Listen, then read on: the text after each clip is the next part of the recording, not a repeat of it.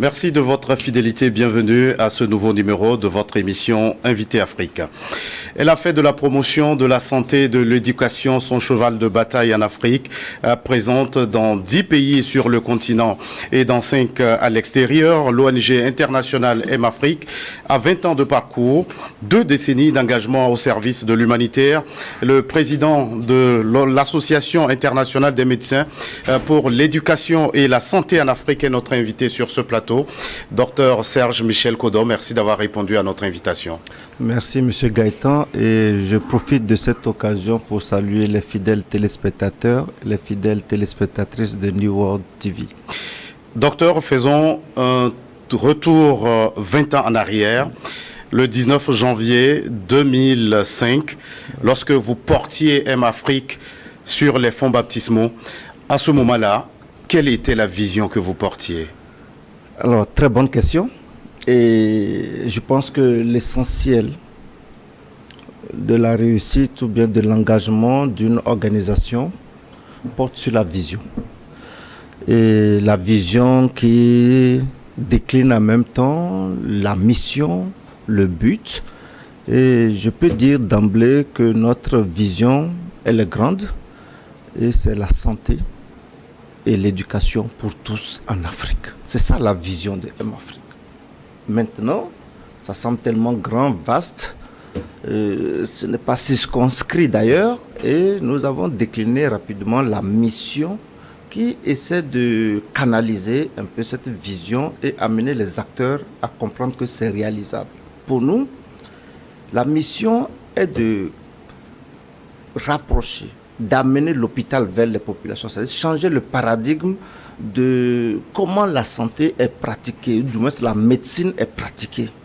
Donc pour nous, nous avons une problématique aujourd'hui, c'est qu'il y a une frange de la population africaine qui n'a pas accès aux soins de santé de qualité, et ce sont les populations rurales, cette population qui constitue plus de 60 voire 70% de nos populations actives. Et donc pour nous, le constat il est là.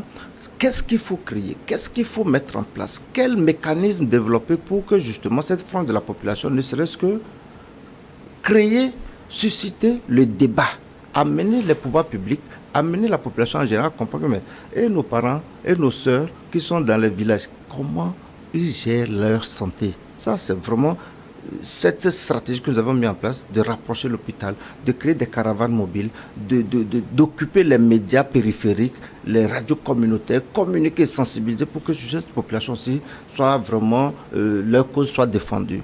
Et à côté, le volet éducation, nous avons simplement pris conscience qu'il faut promouvoir l'excellence, d'accord, promouvoir l'excellence, surtout de la jeune fille, parce que les femmes aujourd'hui, c'est elles qui portent l'humanité. Et donc promouvoir l'excellence et l'émulation en milieu scolaire et universitaire. C'est-à-dire l'émulation ici, c'est de créer des mécanismes pour que les élèves rêvent beaucoup. L'Afrique doit être construite à travers une jeunesse qui rêve, qui pense qu'elle est capable, que chacun se surpasse. Donc l'excellence est là, mais à côté, mettre des mécanismes pour que les enfants donnent, les jeunes, les apprenants donnent le meilleur d'eux. Donc voilà un peu la mission qui vient soutenir la vision de M-Afrique, on dit santé et éducation pour tous. Et 20 ans après, docteur, lorsque vous jetez un regard dans le rétroviseur, que voyez-vous? Quel sentiment vous anime? Alors, je pense que là, Gaëtan, vous me prenez vraiment au mot et je m'en réjouis d'ailleurs parce que lorsqu'on regarde un peu dans le rétroviseur, on a un sentiment un peu mitigé. Parce que l'environnement est un peu particulier par rapport à la vision que nous portons. Et nous pouvons dire simplement que ça a été quand même progressif. Nous n'avons pas déroulé tous les mécanismes au même moment. Parce qu'il faut toujours une porte d'entrée, aller vers un ancrage de la dynamique à travers les activités que nous menons. Et vous convenez avec nous que 20 ans, c'est un parcours, certes, mais il y a beaucoup de choses à faire. Donc pour nous, aujourd'hui, on peut dire que nous avons bâti 3 grands blocs. Le premier bloc, c'est l'image. L'image de M-Afrique. C'est une organisation qui s'est imposée à la population d'une manière générale, togolaise, sous-régionale, africaine et au-delà de l'Afrique d'ailleurs. Et à travers l'image que nous avons bâtie, nous avons mené des activités. et ces activités peuvent être capitalisées, peuvent être démontrées. C'est-à-dire la vision à travers l'activité santé, aujourd'hui, on peut dire voilà ce que nous avons fait. Ce que nous avons fait semble être facile parce que les chiffres en disent long, mais c'est au fait le sérieux qui était derrière et l'engagement des acteurs, l'abnégation des membres, l'innovation que nous avons voulu apporter et surtout l'esprit de solidarité qui soutenait donc cette dynamique. Et vous parlez de ce repositionnement de votre ONG sur le plan continental et même international. Aujourd'hui, l'éducation, la santé sont au cœur des objectifs de développement durable. Docteur, comment vous mesurez votre contribution à l'atteinte de ces objectifs sur le continent? Alors, en termes d'éléments ou indices qui nous permettent de dire qu'aujourd'hui, nous avons quand même apporté une contribution, je vais simplement vous donner un exemple de positionnement. Aujourd'hui, au niveau de CDC Africa, CDC Afrique, c'est l'agence panafricaine, l'agence de santé de l'Union africaine. C'est-à-dire au niveau d'Addis Abeba, au siège de l'Union africaine, les chefs d'État, les 54 pays ont décidé de créer une agence comme l'OMS, c'est-à-dire à l'échelle africaine, pour discuter des questions de santé et surtout répondre aux besoins de santé de la population africaine. Et tenez-vous bien, en toute humilité, c'est notre organisation EMS Afrique qui a été admise au conseil d'administration. Au conseil d'administration. Et ça, je peux vous dire que c'est le haut niveau parce que pouvoir représenter au niveau de la société civile, porter la société civile des 54 pays au niveau de cette instance, c'est une marque de positionnement qui prouve à suffisance que l'organisation a envie d'apporter une contribution significative et les effets sont là. Et qu'est-ce que cette admission représente pour vous? Alors pour nous, c'est deux aspects. D'abord, c'est un sentiment de fierté et aussi de défi, de challenge, parce que lorsqu'on arrive à ce niveau, il faut tenir. Il ne faut pas aller faire le figurant. Il faut que les contributions de la société civile soient portées et défendues au niveau de cette échelle. Donc pour nous, on est satisfait, fiers, parce que notre vision dès le départ, c'était santé pour tous en Afrique. Éducation pour tous en Afrique. Donc c'est une instance où nous sommes bien confortablement assis aujourd'hui pour dire, voilà, nous parlons au nom des 54 États. Nous n'allons plus prêcher dans notre propre chapelle, M-Afrique, voilà nos activités dans 15 pays, voilà, mais ici c'est que les 54 pays peuvent nous soumettre leurs doléances, leurs préoccupations et nous ferons le devoir et la responsabilité d'être fidèles dans le schéma que nous représentons pour pouvoir apporter une contribution significative. Donc pour nous, que ce soit en termes d'infrastructures, les écoles que nous avons construites, les cantines scolaires que nous mettons en place, le parrainage des meilleurs élèves que nous soutenons, certains même sont au Japon. Ça peut vous étonner, mais c'est vrai, depuis le cours primaire pour nous.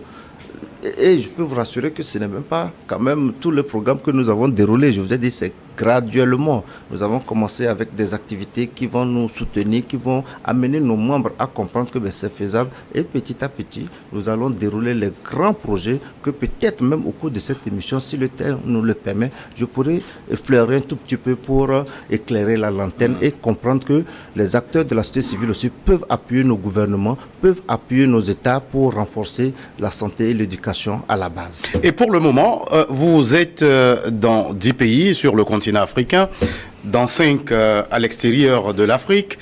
Est-ce que 20 ans après, c'est un satisfecit ou un sentiment à demi-teinte? Sentiment à demi, mais c'est vrai qu'aujourd'hui, cette année, nous allons boucler 20 pays en Afrique. C'est un challenge. Je pense que les pays ont quand même respecté les critères d'admission. Et c'est le plus important pour nous, c'est d'amener les professionnels de santé, c'est d'amener les acteurs de développement à comprendre que nous pouvons agir. Vous savez, aujourd'hui, le volontariat, le bénévolat, ce ne sont pas des thèmes défendus à un niveau très représentatif dans nos universités. Et je m'en vais d'ailleurs féliciter les autorités administratives et académiques de l'université de Kara qui ont instruit, qui ont mis dans un programme de formation le volontariat à l'université. On ne peut pas développer nos pays africains si l'esprit volontariat n'est pas promu. Parce qu'on le dit souvent, le cœur d'un lion, le cœur d'un volontaire dépasse celui d'un lion.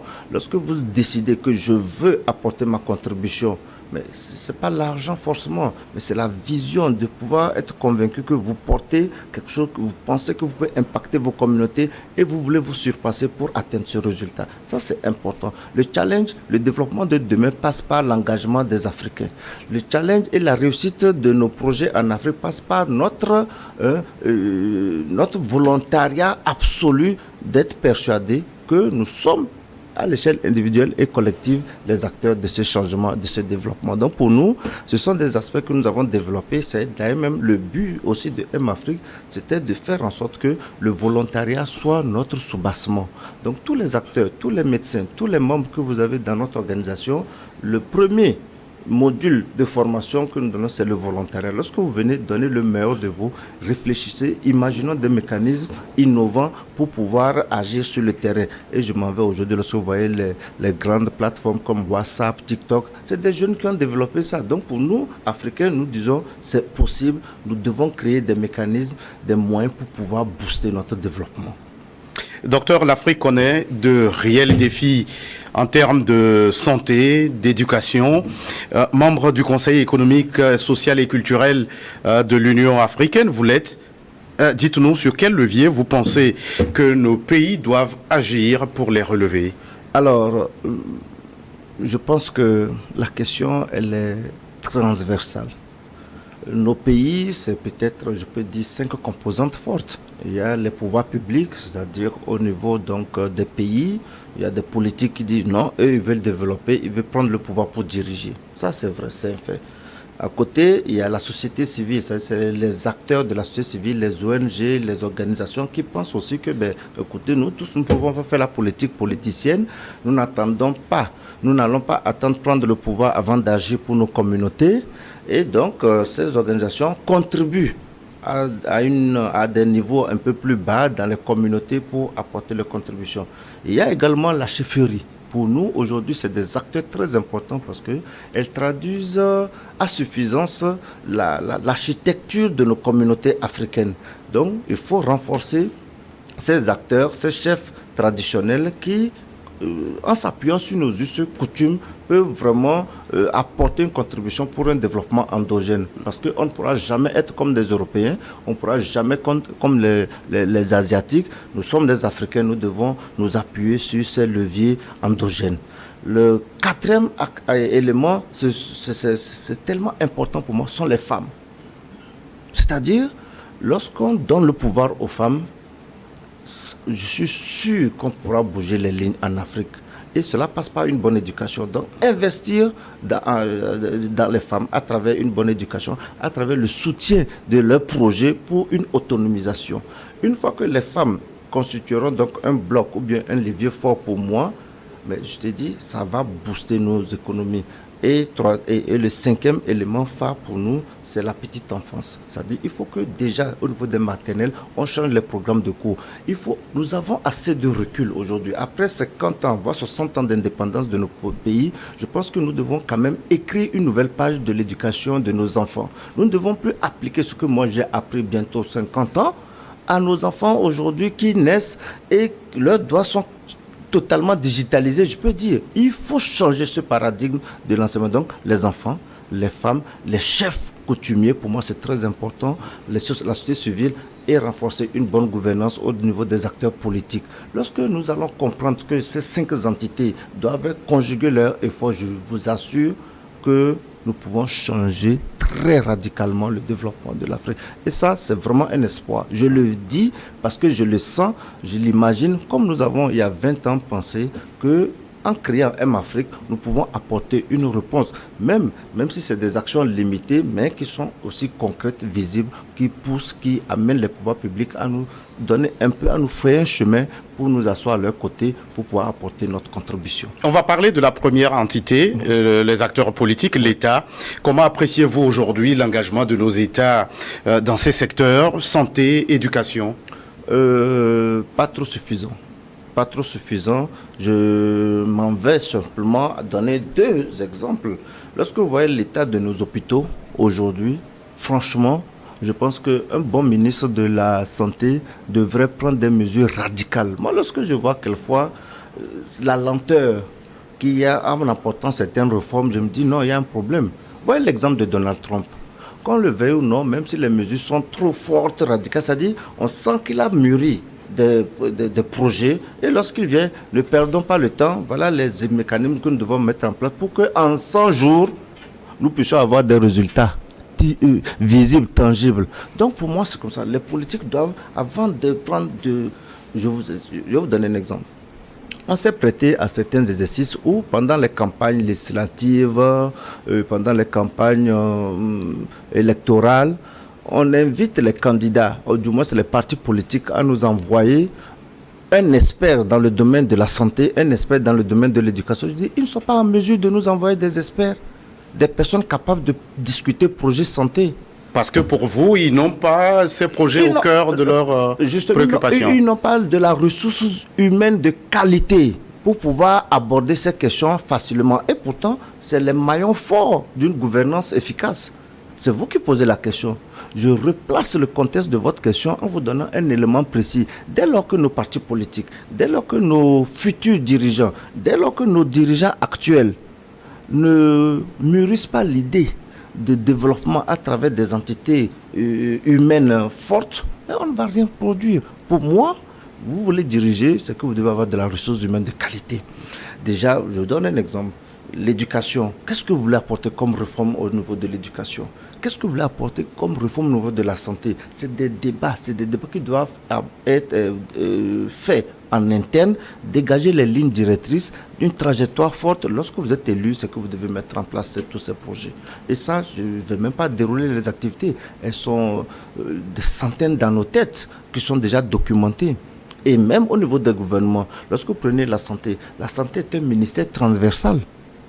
Au niveau la santé est transversale, parce que moi je me suis prêté à un exercice au niveau du Togo où sur 35 ministères créés par le président de la République, 21 ministères touchent la santé. Et je vais vous donner l'exemple même de la Covid. Alors oui, nous allons développer tous ces aspects en seconde partie de cette émission. Pour l'heure, nous allons marquer une toute petite pause, le temps d'une nouvelle édition du journal sur votre chaîne.